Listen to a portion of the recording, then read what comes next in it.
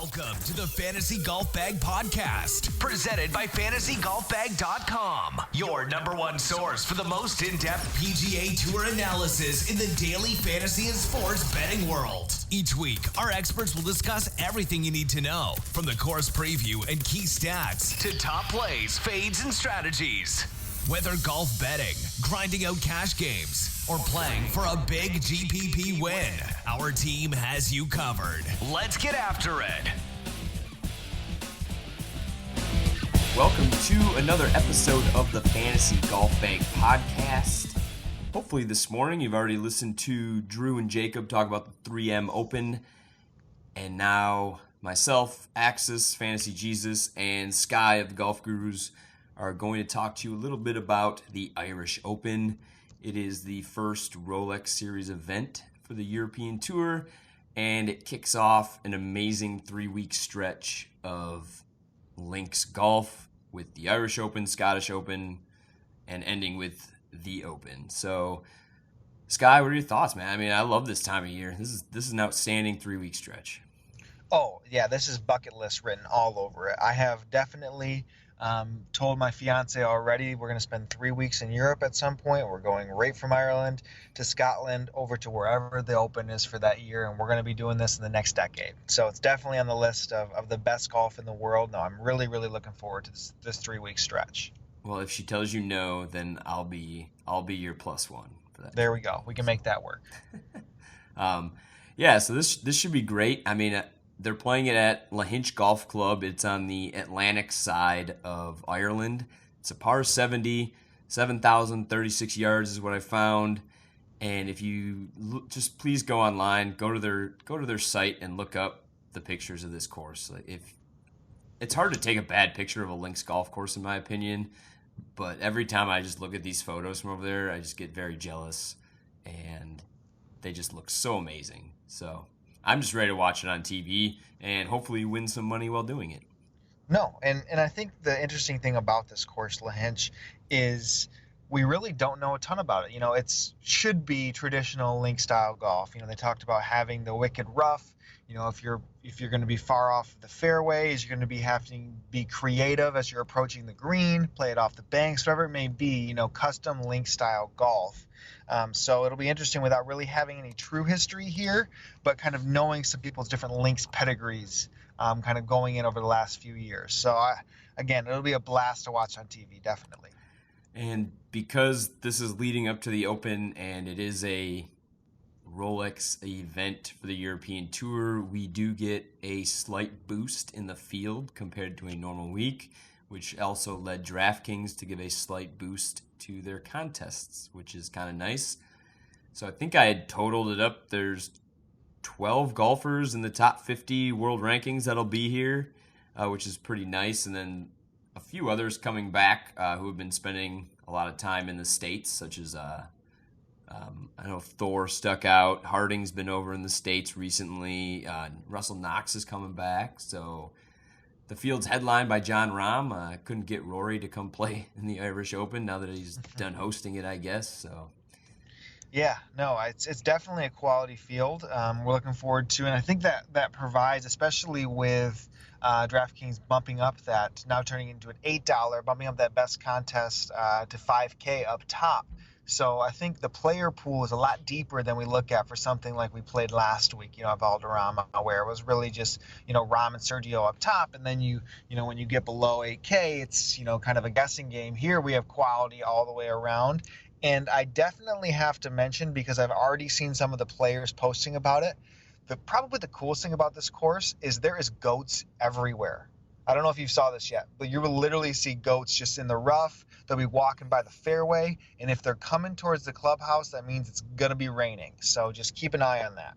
Oh, I just wish, because Phil's a member here, I just wish Phil was playing so a goat could kick his ball or shoot it like that. I mean, first seagulls, now goats. I mean, love it. A goat for the Love goat. it. So, yeah, so if we dive in here quick to the field, I just want to say one thing. If you go to fantasygolfbag.com, we do have all of these Euro stats that we'll be referencing. You can get a Euro-only package if that's all you're into. You can get a combine. We also combine the PGA and Euro stats on one page so you can see everything at once. Just know that some of these Euro guys get a little boost. They play weaker fields. It's easier for them when they're dominating to get a little better stat. So just keep that in mind when you see somebody is like the same level as Rahm in some of these strokes gain stats. Just know that that's not entirely true because Rahm's doing it against the world's best week in, week out. So just keep that in mind, but you can get all of this info at fantasygolfbag.com. We have the 5T and 10T rolling stats for Euro as well. So with that, we'll dive right in. We're going to keep it fairly brief. We'll go over some of our favorite guys in each salary range. So starting at the top, Sky, 10K and up. We have Jon Rahm, 11.8, Fleetwood, 11.3, Matt Wallace, 10.7, Lowry, 10.4, and Louis Oosthuizen, 10.1. Who is your one guy? If you're going to play anybody up here, who would it be? This is a good selection. It's not normally this tough, I think, to make our decision, when we're looking at the top of the board. I think, honestly, though, if I'm going to make a decision for the savings, I do like Matt Wallace quite a bit. He showed well at the links course at the British Masters, where he just lost to Kinholt on the last course, or in the last hole of the course. And he's just played quality stretch. I mean, he came over and I believe he top 10 or top 12, both of the majors, playing at Pebble and then Bethpage. He's just in a quality stretch of golf right now. Obviously just missed out 2 weeks ago to the playoff when Pavan won. So I think he's in a great form right now, does have a links pedigree, and you're getting a little bit of a price savings if you're looking off to Rahm or even Tommy. And I think he's, not $1,100 cheaper than those guys are. Or I think the quality of golfer he isn't $1,100 of a difference. So if I'm picking just one, for me, it's Matt Wallace.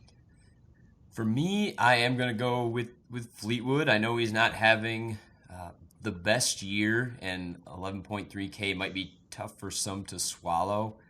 But just I think his game just still sets up well. He plays very well on link style courses as well. I know he's not as high above his baseline, but I think sometimes that's difficult when your baseline is already pretty up there. So I didn't mind Wallace. He didn't rate out for me quite as well in his links course history, but I shaved some courses off that you used. I only used Irish, Scottish, and the Open of the last 2 years. So only 8 events, so not a huge sample, but that's what I decided to go with. I know you have your links weighted history. I don't remember if you want to go over exactly what courses you used for that. Yeah, so I use primarily, again, so if we're just talking European Tour here, so I use the standard you talked about, the Irish, the Scottish, and then we have the Open Championship. I use the Made in Denmark.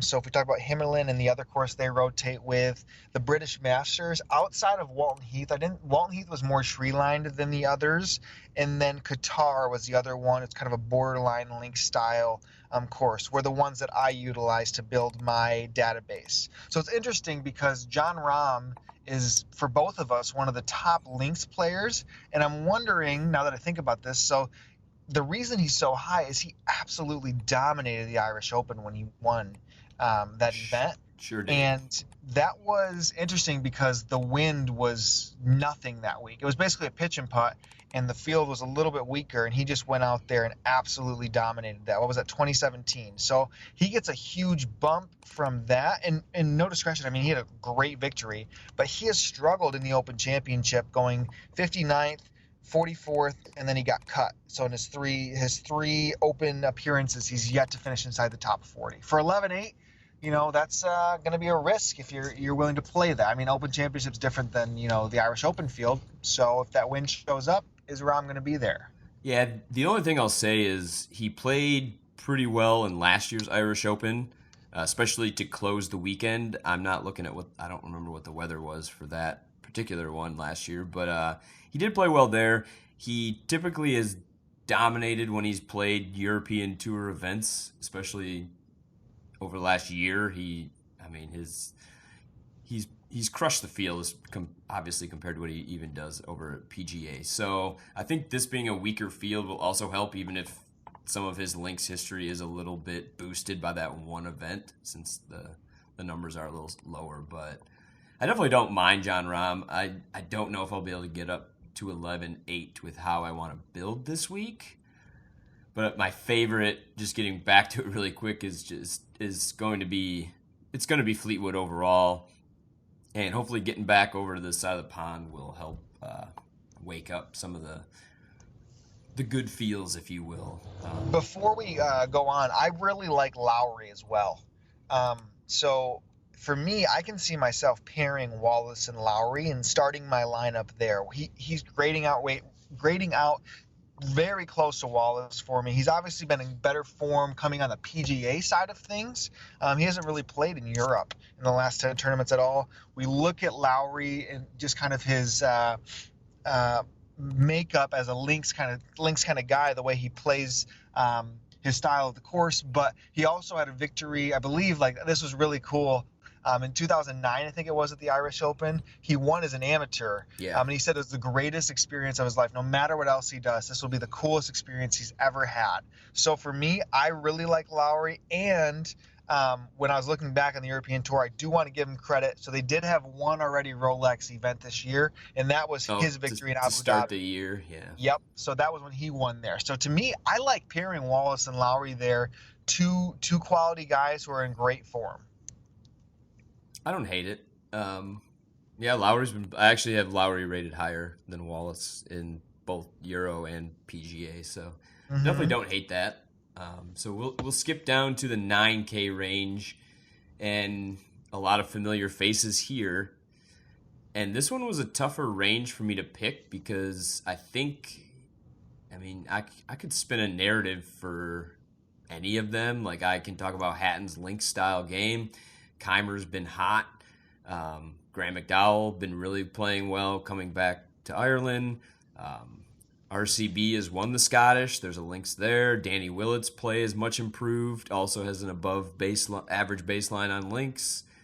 The only one really is Ian Poulter's just been kind of blah, and he really hasn't excelled on links either, which is crazy because I think most people would assume he has. But I think my favorite is, I'm going to go with the home narrative. I mean, I know he's from Northern Ireland, but Graham McDowell is my favorite in the 9K range for the price, 9.3K. Just continuing to play really good golf and has the skill set to do well here. So I'm going to keep, if I'm picking one guy in the 9K range, I'm going to forego the hot form of Martin Keimer and go with Graham McDowell. What are you thinking?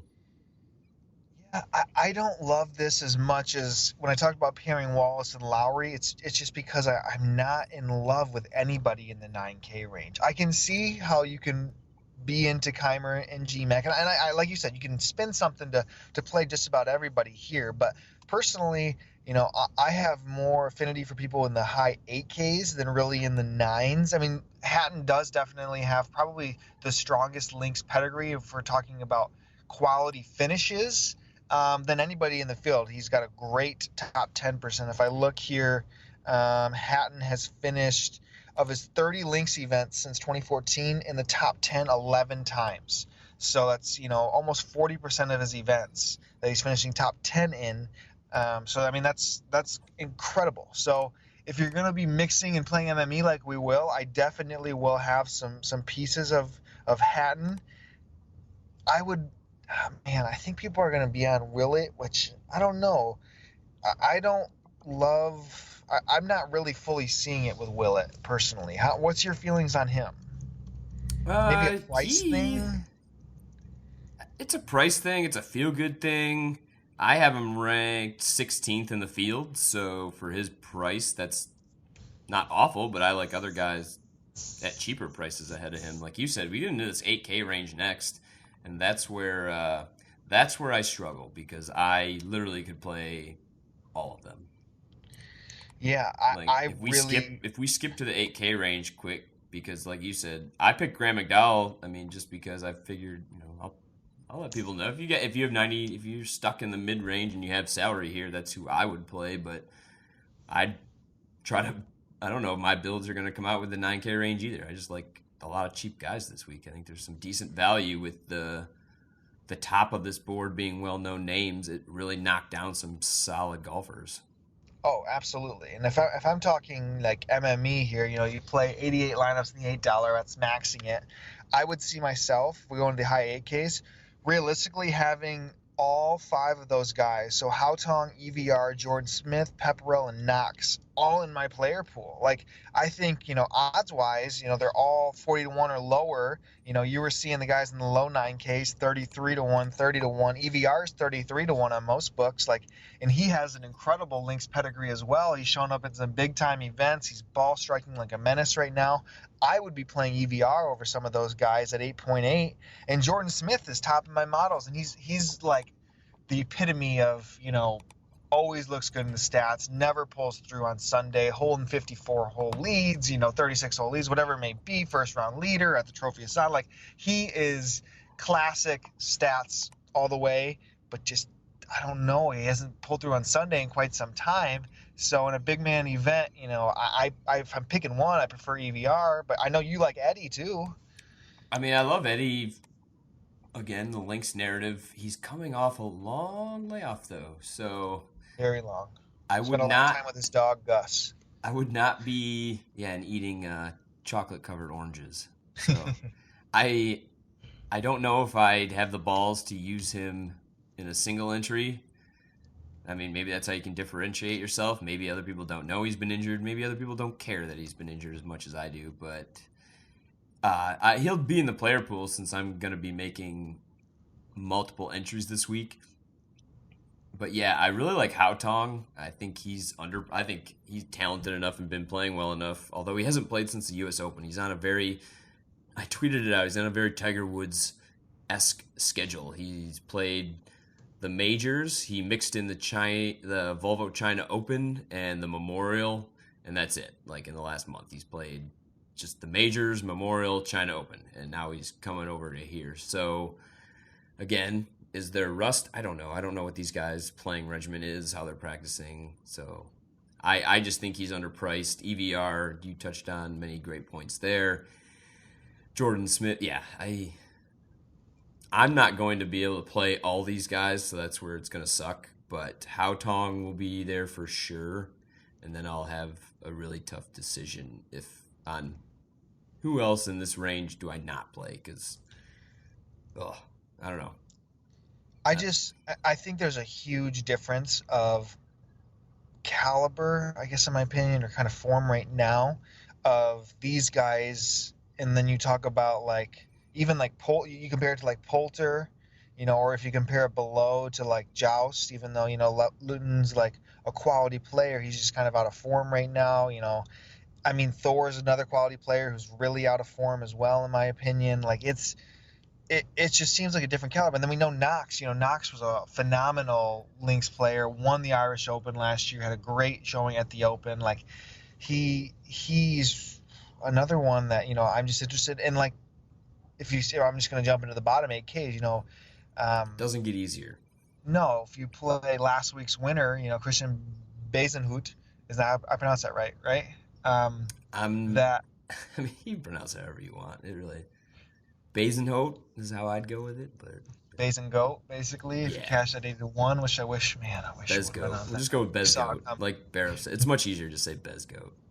So, with him, he's just probably not the caliber of these guys on a long-term scale at all. You know what I mean? So, he's probably quite a bit outpriced, but his recent form is phenomenal. The worry about me in recent form is he's literally he won last week because he saved himself so many times around and on the greens, and you have to do that at links. I do understand that, but I can't believe the way he got it done so impressively at Valderrama, gaining so many strokes around and at the greens to win like that. It's just not something I can bank on to be playing there when I could just play EVR for $400 more. So I mean, I'll be skipping down to Westwood and Answer. Yep. I like Westwood a lot. So I do like Westwood a lot. He's been playing semi-well. Long-term, though, he's solid.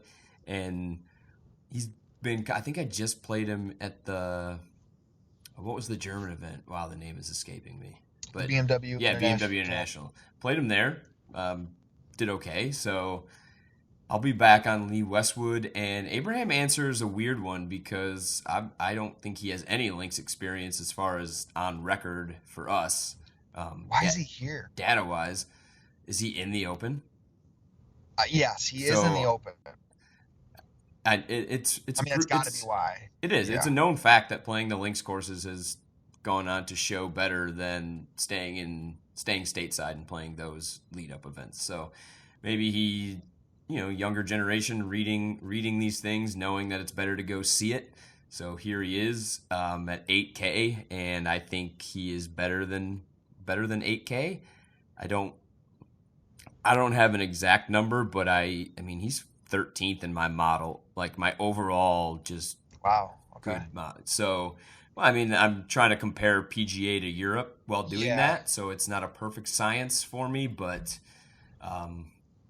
and maybe he'll suck. Maybe this is what he needs though, and I assume he'll be in the Scottish next week, but at 8K, I think he's definitely worth the dice roll here. It's kind of like when Vegas came over. Vegas came over 2 weeks ago? Yeah. He played in the BMW, I believe, yeah. So, I don't know, Abraham Answer's very good off the tee. Approach numbers are strong.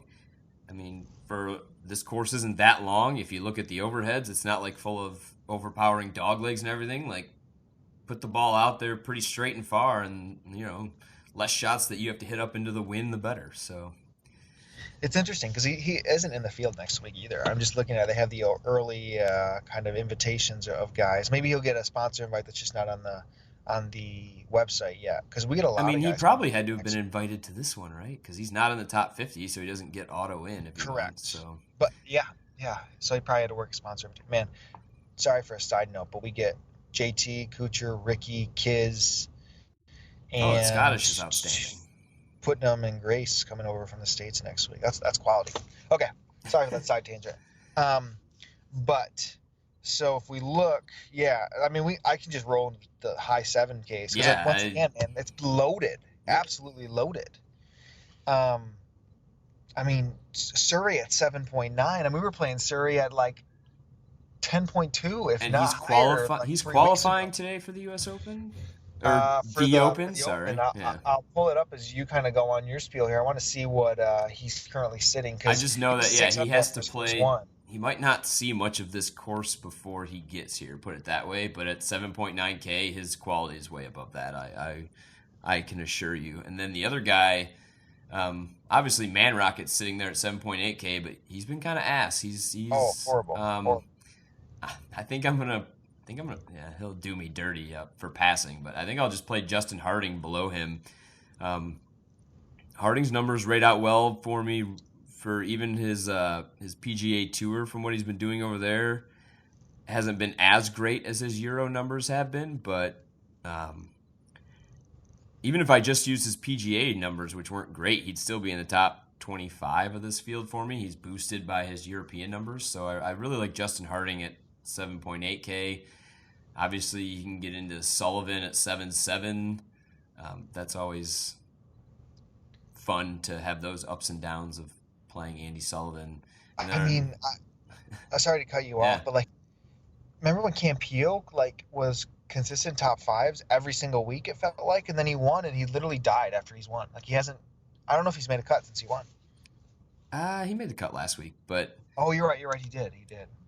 I wonder if that's more of a mental thing. You see a lot of guys do that. They finally get over that hump, and it's, I don't know, maybe it's just a relief, and you just like mentally check out because you've been so exhausted trying to get a W. I don't know. So this is what he did go. So he went third, and then he won, and then he came back and got third again. If you remember, I think it was the week Gallagher one, maybe. I don't remember what was right after him. But then he miscut, and then he miscut again when he came over and played the PGA, and then he took off 5 weeks to come back with a 15th last week. So I mean, maybe it's back to old Campillo after you had to reset the batteries a little bit, but I think he's another quality one there. I don't think we've gotten to my favorite play in this range yet either. Bobby Mack, 7.6K. Absolutely. Bobby Mack. So he's played 4 events when it comes to my links styles that I talked about. So he is number one in the field in strokes gained field differential, gaining over 2.1 strokes per round on the field at these links style. He's got 2 top 10s, and by 2 top 10s, we're looking at the Made in Denmark, as well as backed up right before that the British Masters, where he finished second, and then he lost. He finished second to Burned, lost out by a stroke on both of them. So He's a ball striking wizard. I mean, yeah, and you're getting an 80 to 1 on him. I saw you got an 85. Like, Yeah. That's my bet of the week. You know, I'm love McIntyre. Yeah, it'll be fun to see what he does in this. This is probably the deepest field he's played in yet. I don't know what he did. I haven't looked. I don't have my tournament strength in front of me as far as the Saudi Arabian tournaments, and he was playing it, but he's playing on another level than he was to start the season. So For sure. he's definitely chasing a win. You assume somebody from Scotland has some links pedigree. I know that's a brave assumption sometimes because it's not necessarily true. Like that's a narrative, but it's not necessarily true. Like just because you grew up playing it doesn't mean you play them necessarily better than these other guys as you get older. But there's some stats out there that can show all that. But anyway, I still really do like McIntyre this week, especially at his price point for 7.6. And if you look at only the European stats, he's 88th percentile in scoring average for the season. Tee to green, 75th percentile because he's been kind of shit around the green, but it's probably because he doesn't need to use it as much. He's ball striking the hell out of the ball. 84th in approach, 86th off the tee. So those are percentiles of the field. So yeah, I think Bobby Mack is an excellent value play this week. I'm intrigued a little bit as well by, excuse me, Dietrich. I haven't. He's one to me that he's been priced weirdly this year, up and down. And I mean, he's very, very talented. He's another one that maybe in that Jordan Smith kind of category where the stats are always there. He's a birdie monster. Just to me, he hasn't done it on a Sunday yet. That he doesn't have a European Tour win yet, and he's being classified as the best player without a win on the European Tour type of thing. But he hit a strong weekend, strong Friday, Saturday, Sunday last week. And ball striking was phenomenal all week long. His links, I'm looking at it, it's average, just a little bit below his baseline. But I don't know. I mean, he does only have one top 10 in 17 links events. So I just thought the 80 to 1 when he's been sitting at 33 most weeks was kind of intriguing.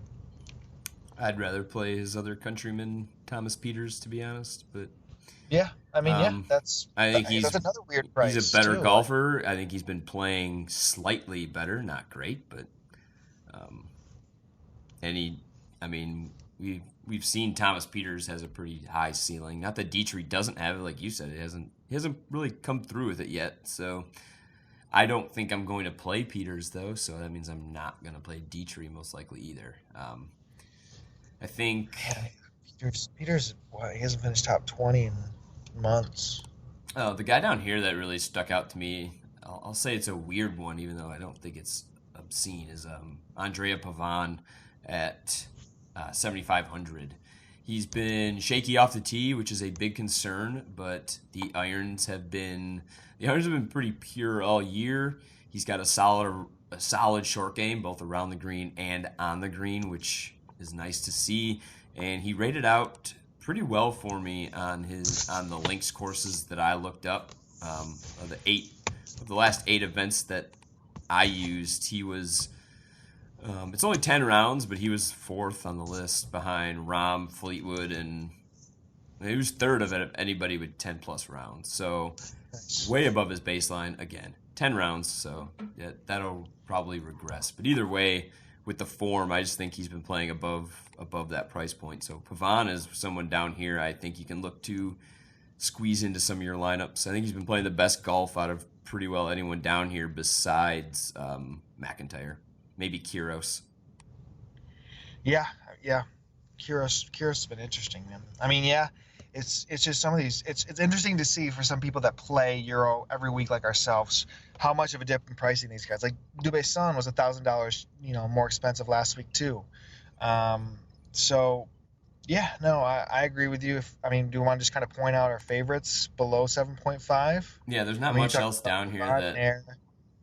I Two really didn't highlight guys, too much.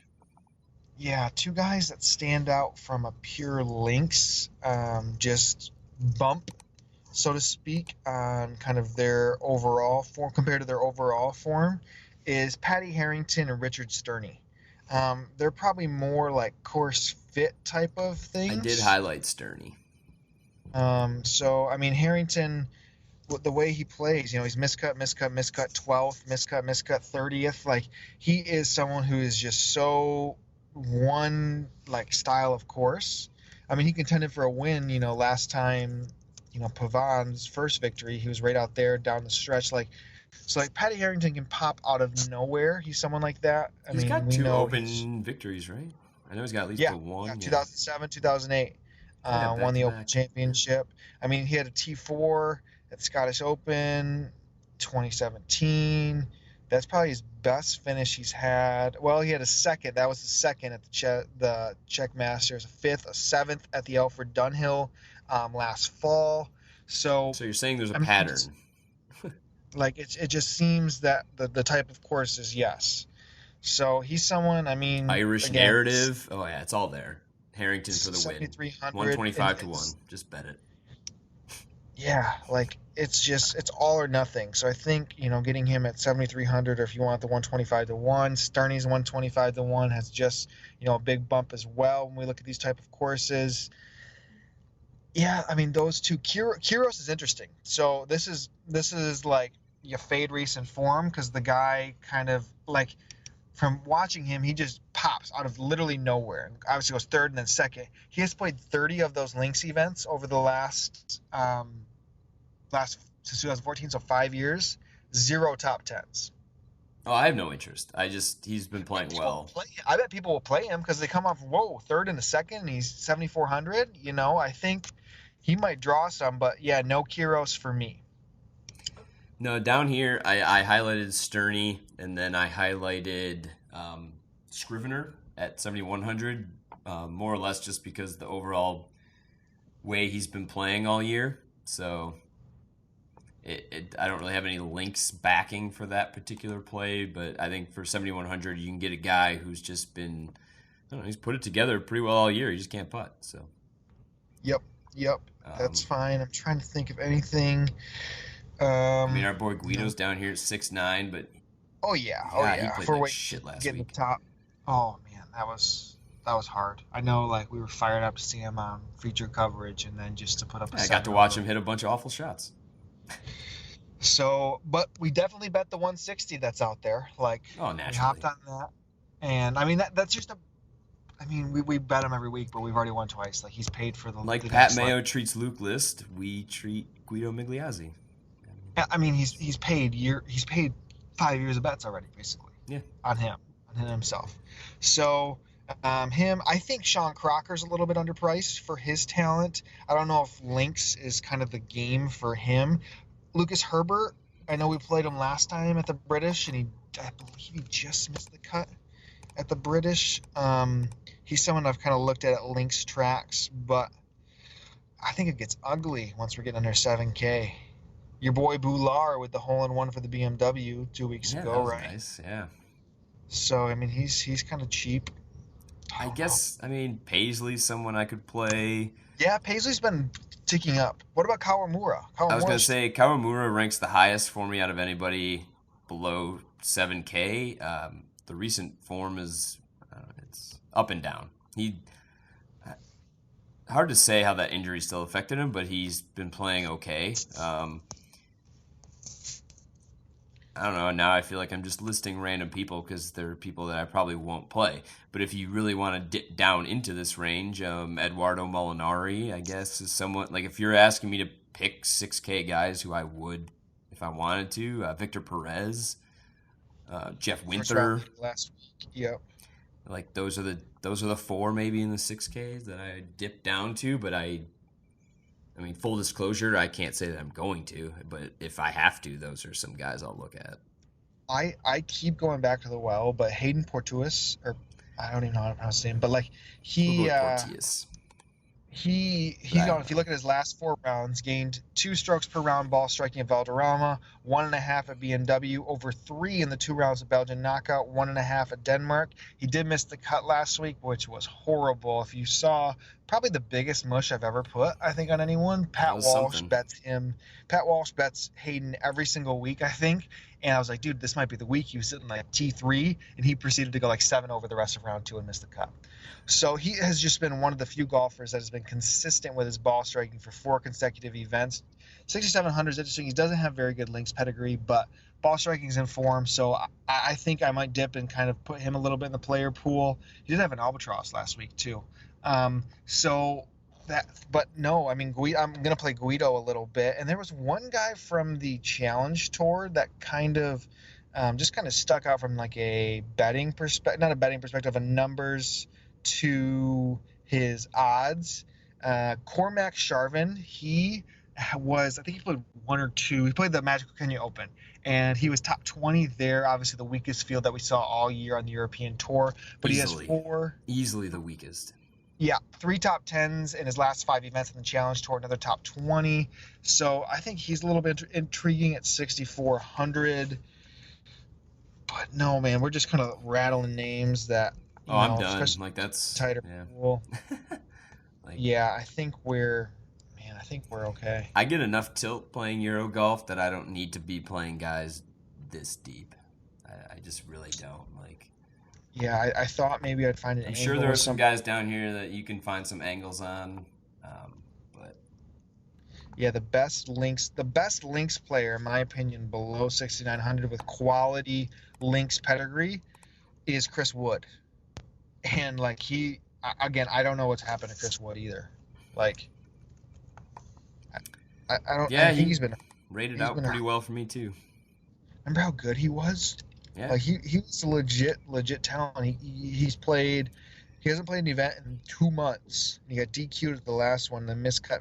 Let me do some digging on Chris Wood just to see what's going on in his world. Okay. But no, let's cut it off. We've kept going too far. Yeah, so if you can look past some of the rambling there at the end, I don't know. Figure you'd give people something to dig into down there, but I don't see myself getting down there much. So hopefully that helps out a little bit. Once again, you can go to fantasygolfbag.com if you'd like to reference all of these stats we've been talking about. You can find them, and like I said, even in a Euro Tour only package if you don't want to use for anything else. So again, check that out. Follow Sky at Golf Savages 2 on Twitter if you don't already. Throwing out some cool nuggets over the next 3 weeks leading up to the Open and Links Golf. Be sure to follow me at Fantasy Jesus DFS and as well as the Fantasy Golf Bag Twitter. And you can catch the live Twitch stream every week on Wednesday night. And hopefully you see some green screens. Good luck, everybody.